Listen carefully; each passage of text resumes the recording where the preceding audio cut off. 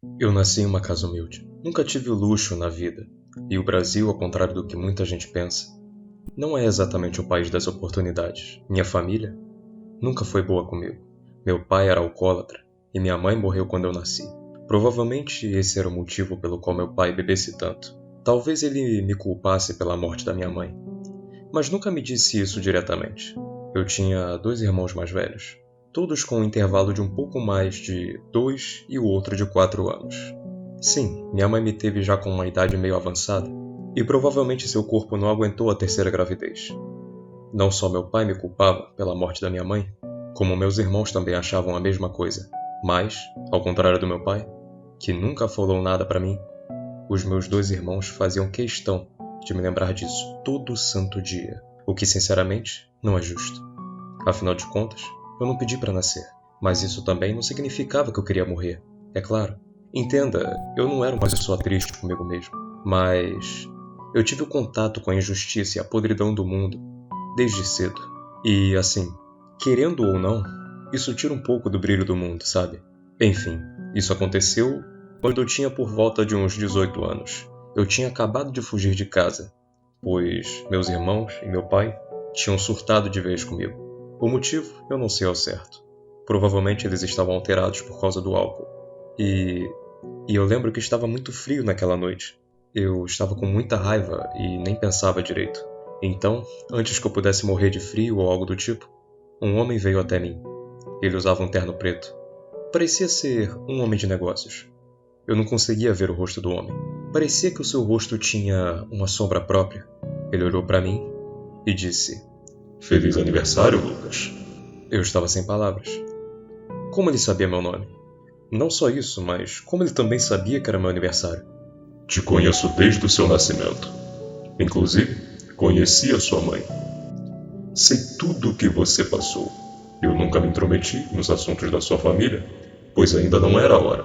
E hoje é o dia. E por que hoje? Você ainda não me contou quem você é. Eu sou apenas um homem de negócios. Meu nome é Lúcio, e eu vim aqui te proporcionar um trato. Que tipo de trato? Um dos que é irrecusável. Eu te conheço bem o suficiente para saber que você é um rapaz ambicioso, garoto. Sempre sonhou em ser rico, só para esbanjar e desfrutar de tudo que a vida tem para oferecer. Aos privilegiados, pelo menos. E hoje, meu caro, você pode se tornar um deles também. E por que hoje? Por que não quando eu era mais novo?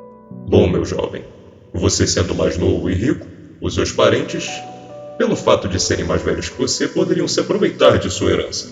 E você sabe que eles não merecem isso. Afinal de contas, eles o culpam por algo tão injusto. A morte de sua mãe, de fato, não é culpa sua. Como você bem sabe, você não pediu para nascer, não é? No momento que ele disse isso, eu senti os meus olhos encherem de lágrimas. Foi a primeira vez que eu tinha ouvido essas palavras. Não é culpa sua.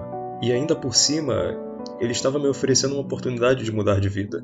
Ninguém nesse mundo tinha sido tão caridoso assim comigo. Era um misto de estranheza com...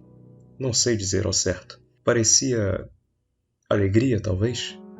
Ele estava certo. Eu sempre tive uma ambição de ter tanto dinheiro que eu não poderia contar. Não só isso, como também conseguir comprar tudo que eu quero só para poder esbanjar na cara de todos aqueles que me chamaram de miserável. Então, o misto de tristeza e alegria se foram, e foram substituídos pela raiva que eu tinha das pessoas. Eu aceito. Seja lá o que for, eu aceito. Eu quero ser tão rico e bem-sucedido que eu não vou conseguir nem contar o dinheiro. Muito bem, garoto. Jovem, assine aqui. Ele puxou um contrato e uma caneta vermelha. O contrato tinha aproximadamente 5 páginas. Algo bem convencional, na verdade. Bom, exceto pela caneta vermelha, pois os contratos normalmente são assinados de caneta azul ou preta. No contrato estava escrito: declaro que vou receber a herança de... a fim de exercer todos os benefícios de uma vida de riquezas em troca de uma vida em 1 ano e 1 mês. Não sei exatamente o que isso quer dizer. 1 ano e 1 mês? Uma vida? Enfim, não me importa. Mas eu me lembro que assim que eu assinei, eu ouvi um uivado à distância. Não parecia um lobo. Afinal de contas, o único lobo que existe no Brasil é o lobo-guará. E além dele não ser comum onde eu estava, lobos-guarás não uivam. Parecia um cachorro chamando seu dono, na verdade. Negócio fechado? Lúcio estendeu a sua mão para mim para eu apertá-la, e assim eu a fiz. Amanhã, quando você acordar, será em uma casa luxuosa. E me prometa que você vai viver cada dia como se fosse o último. E então assim, ele terminou de falar e tudo ficou preto. Eu acordei de manhã, de fato em uma casa luxuosa. A cama na qual eu acordei realmente era muito confortável, parecia algo de outro mundo, mas era de fato muito real. Então, eu iria fazer como o homem disse para fazer, aproveitar. E de fato, meu desejo fútil de ter uma vida luxuosa a ponto de não conseguir contar e assim esfregar na cara das pessoas se tornou real. Eu nem sei ao certo de onde surgia tanto dinheiro. Parecia algo de outro mundo. Parecia até um sonho, já que eu nunca tive um parente rico, ainda mais que quisesse me deixar algo. Isso era muito bom e, sinceramente, enquanto eu tivesse essa riqueza, eu estava satisfeito. Não importava de onde ela vinha.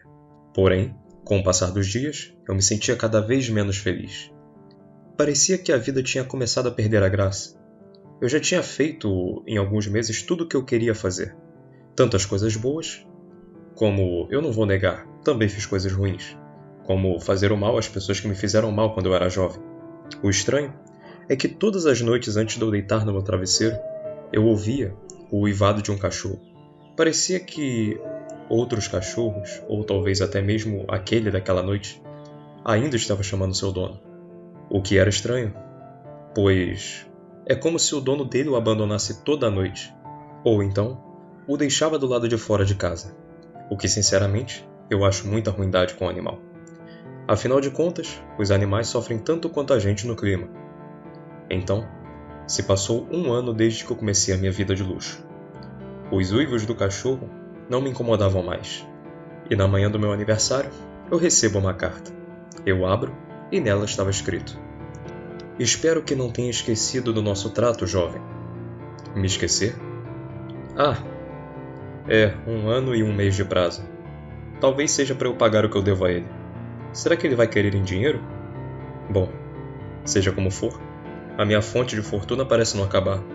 Então, eu sinceramente, eu posso dar o quanto ele quiser me cobrar. Então, nos últimos dias que se sucederam, os uivos pararam. Finalmente, uma noite sem barulho. Por mais que eu tenha me acostumado, ainda assim, é muito bom dormir em silêncio. E assim, eu esperei o homem vir buscar o que ele queria. Estranhamente, ele não veio na minha casa o dia todo. Parecia que ele havia esquecido. Bom, então a noite chega e é uma noite de quaresma. É a primeira noite de quaresma do ano. Eu deito na minha cama e não consigo dormir. Eu viro para um lado, viro para o outro e nada do sono chegar. Então, em uma dessas, eu acabei virando para minha janela e me deparei com uma figura que eu sinceramente não gostaria de ter visto. Ela se parecia muito com um cachorro. Talvez algum outro canídeo de grande porte. Ele tinha 4 olhos brilhantes, tão iluminados quanto o fogo, mas de forma alguma era aconchegante. Parecia que ele me queimava com aqueles olhos.